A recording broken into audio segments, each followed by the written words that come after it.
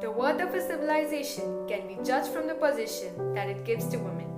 Of the several factors that justify the greatness of India's ancient culture, one of the greatest is the honored place ascribed to women. It is impossible to think about the welfare of a nation unless the condition of women is improved. It is impossible for a bird to fly on one wing. Well, hello everyone, this is Snigdha, and the topic that I bring forth today is women entrepreneurship and empowerment, a distant dream in India. An increasing number of startups and businesses have been founded in India over the last decade, a majority of them by men. While many Indian women have entrepreneurial ambitions, why is it so difficult for them to succeed? The patriarchal ideology of the home being a woman's main domain and marriage being her ultimate destiny hasn't changed much. There have been innumerable debates about gender in India. Much of it includes women's positioning in society, their health, education, economic position, etc. What one can conclude from such discussions is that women have always held a paradoxical position in our country. Stats say that close to 245 million Indian women lack the basic capability to read and write. Also, women often end up in less paid or low responsible jobs than their abilities would otherwise allow them, which in turn makes it less likely that they will actually choose to work. There is still a large section of girls that get married off before the age of 18. Hence, parents don't see the point of spending money on girls' education. The sex ratio of India shows that the Indian society is still prejudiced against females, and a lot is yet to be achieved in this context. Though a number of constitutional amendments were made for women's social, political, and economic benefits, yet they were never really effective to bring about a radical change in the situation. But passing of law is one thing, and its absorption into the collective thinking of society is quite a different matter. Woman has only the role of a good wife to play, and if she ventures out for work, she is seen and labeled as a bad woman for going against the societal norms.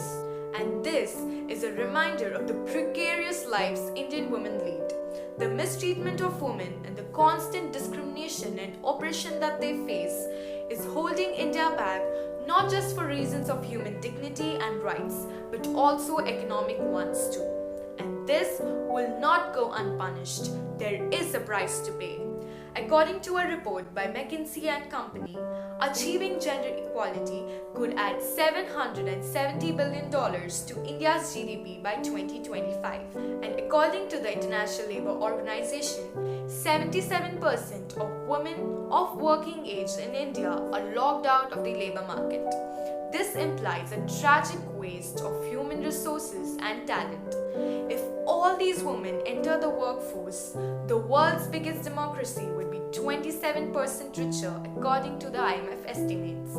A society in which women cannot realize their full potential loses out on the significant potential for innovation, job creation, and economic growth. Frequently repeated stereotypes enforce the notion that business is not a woman's world, and the belief that men are more competent when it comes to financial matters. Countering such negative feedbacks makes it more challenging for women to develop a business mindset. They struggle with self-doubt and underestimate their abilities and performance. While entrepreneurship is an inherently risky undertaking, women are often easily assumed to be less willing to take risks. Further difficulties with procuring the fund occurs due to the fact that Indian women rarely own property which can be used as a collateral for loans. According to Female Entrepreneurship and Development Index, India performs a subpar with a rank below the 20th percentile. This rank is worrying because not only does it lag far below the developed countries like US and UK, but also the developing countries like Brazil and Nigeria, and with our own neighbors Sri Lanka and Bangladesh. However, there is hardly any sphere of life in which Indian women have not taken part and shown their worth.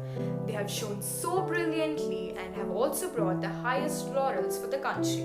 It is a matter of fact that women are hardworking, efficient, and intelligent. They put their heart and soul together in whatever they undertake.